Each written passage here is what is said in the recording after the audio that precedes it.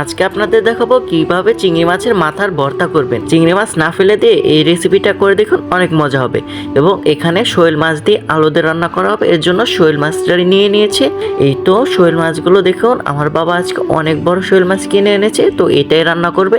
এখানে ইচা মাছের ভর্তা করার জন্য এখানে ইচা মাছের মাথাগুলো নিয়ে নিয়েছে। এভাবে আপনার খেয়ে দেখবেন, অনেক মজা লাগবে। চিংড়ি মাছের মাথার ভর্তা করার জন্য এখানে প্রথমেই চিংড়ি মাছের মাথাগুলো দিয়ে দিল, কাঁচামরিচ দিয়ে দিল, পেঁয়াজ কুচি দিয়ে দিল, এগুলো কিছুক্ষণ ভেজে নেবে। এখানে একটু পরিমাণ মতো লবণ দিয়ে দিল, আপনাদের ইচ্ছা মতো লবণ দিয়ে দিবেন। এবং এখানে কালারের জন্য হালকা পরিমাণ একটু হলুদ দিয়ে দিল। এভাবে অনেকেই আছেন চিংড়ি মাছের মাথাগুলো ফেলে দিন, এভাবে চিংড়ি মাছের মাথাগুলো না ফেলে দিয়ে এভাবে একদিন খেয়ে দেখেন, অনেক মজা হবে। এই তো এখানে কিছু পরিমাণ অল্প করে তেল দিয়ে দিল, অল্প পরিমাণ তেল দিলে কিন্তু হয়ে যাবে। এখানে এভাবে একদিন আপনারা বানিয়ে খেয়ে দেখতে পারেন, আপনাদের মুখে একদম লেগে থাকবে। আর ভর্তা তো সবারই প্রায় কম বেশি অনেক পছন্দ। তো এখানে ভাজা হয়ে গেছে, এইগুলো নামিয়ে নেব, এইভাবে নামিয়ে রেখে দেব। পরে এগুলো পাটায় বেটে নেব, অথবা ব্লেন্ডার করে নিতে পারেন। এখনই দেখে মনে হচ্ছে না যে খেয়ে ফেলি, দেখুন তো কত সুন্দর লাগছে। এখানে শোল মাছ দিয়ে আলু রান্না করার জন্য এখানে আলুগুলো প্রথমেই দিয়ে দিল, এরপর এখানে কিছু পরিমাণ হলুদ দিয়ে দিবে, কারণ এই আলুটা কিছুটা ভেজে এরপর রান্না করবে। এভাবে হলুদ দিলে কালারটা সুন্দর আসবে, এর জন্য এখানে কিছু পরিমাণ হলুদ দিয়ে এখানে তেল দিয়ে কিছুক্ষণ ভেজে নেবে। আলুটা কিছুক্ষণ ভেজে নিলেই হয়ে যাবে, এই আলুটা বেশিক্ষণ ভাজার প্রয়োজন নেই। এই তো দেখুন আলুটা ভাজি হয়ে গেছে, তো এইভাবে আপনারা আলুটা ভাজি করে নেবেন।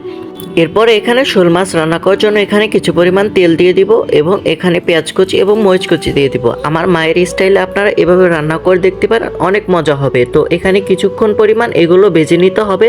এরপরে এখানে আদা বাটা দিয়ে দিব। এখানে কিন্তু রসুন বাটা দেওয়া যাবে না, মাছে কিন্তু রসুন বাটা দেয় না আমার মা, তাতেই অনেক মজা হয়, শুধু মাংসতেই রসুন বাটা দিয়ে থাকে। এবং এখানে জিরা গুঁড়ো দিয়ে দিল, এখানে জিরা গুঁড়ো অথবা জিরা বাটা যে কোনো একটা দিলেই হবে। এবং এগুলো যাতে না লেগে ধরে এখানে কিছু পরিমাণ পানি দিয়ে দিল।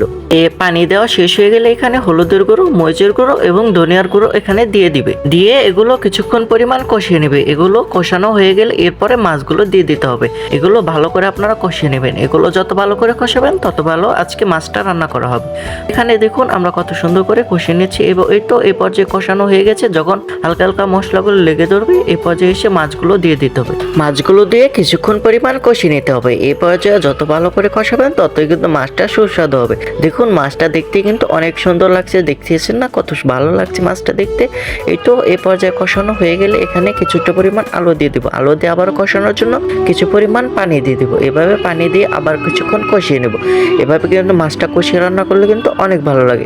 এই তো মাছ কষানো শেষ, এবং এখানে মাছের জন্য যেটুকু পরিমাণ সোড়া লাগবে ওইটুকু পরিমাণ দিয়ে দিয়েছি। এবং আমাদের মাছ রান্না করা শেষ, এ পর্যায়ে এসে নামিয়ে নিল। দেখুন তো এ পর্যায়ে এসে মাছের উপর দিয়ে কিছু পরিমাণ জিরা গুঁড়ো দিবে। এইভাবে জিরা গুঁড়ো দিয়ে দিলে উপর দিয়ে অনেক মজা। আপনার চাইলে দিতে পারেন, নাও দিতে পারেন। এই তো এখানে ইচাগুলো বেটে নিয়েছি, দেখুন তো কত ভালো লাগছে। এভাবে ইচা আপনারা খেয়ে দেখতে পারেন। আজকের ভিডিওটা ছিল এ পর্যন্তই। তো ভালো লাগলে লাইক কমেন্ট শেয়ার করে আমাদের পাশে থাকবেন। আল্লাহ হাফেজ।